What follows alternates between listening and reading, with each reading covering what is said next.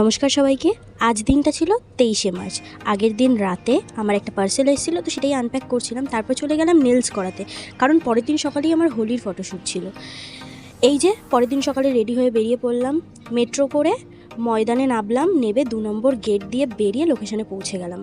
যাওয়ার পথে একটা সুন্দর গোলাপও কিনেছি ফটোশ্যুটের জন্য। তারপরে এই যে পৌঁছে যাওয়ার পর আমি কটা সিঙ্গেল এমনি ফটো তুলছিলাম রং লাগানোর আগে, যাতে আমার এই ফটোগুলো পরে কাজে লেগে যায়। তো এখানে নানা রকম পোজ দিচ্ছিলাম, আর গরমের মধ্যে তো সত্যি অবস্থা খারাপ হয়ে গেছিলো।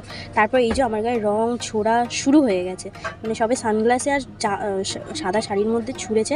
তারপরে এই যে সব ফটোশ্যুট আস্তে আস্তে শুরু হয়েছে, সবারই ফটো তোলা হচ্ছে। এখানে আরও মেয়েরা ছিল, আরও ছেলেরা ছিল, সবার ফটো তোলা হচ্ছিল, ছেলেদের মেয়েদের। এখানে যে কজন ছিল আমরা খুব ফ্র্যাঙ্ক হয়ে গেছিলাম, খুব ভালো করে কথা বলে শ্যুটগুলো করছিলাম। বেশ মজায় মজায় শ্যুটটা শেষও হয়ে গেছিলো। তারপরে না শ্যুটটা শেষ হতে আমাদের প্রায় 4:30 বেজে গেছিলো, ততক্ষণ খুব জোর খিদে পেয়ে গেছিলো।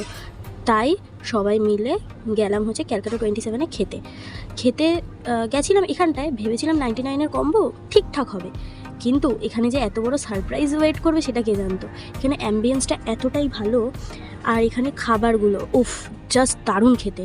ফার্স্টেই অর্ডার করে দিই বাসন্তী পোলাও উইথ মাটন কষা। এই কম্বোটা তো আমার সব থেকে ভালো লেগেছে, বেশ ঝাল ঝাল ছিল। আমি ঝাল খেতে ভালোবাসি, তাই মনে আমার ভালো লেগেছে এটা।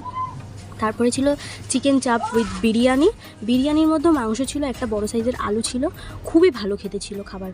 তারপরে অর্ডার করেছিলাম chilli chicken with fried rice, আর ওখানে ছিল 2টো মোমো। আমার পার্সোনালি প্রতিটি খাবার খুব ভালো লেগেছে, তোমাদেরও সাজেস্ট করবো তোমরা যাও।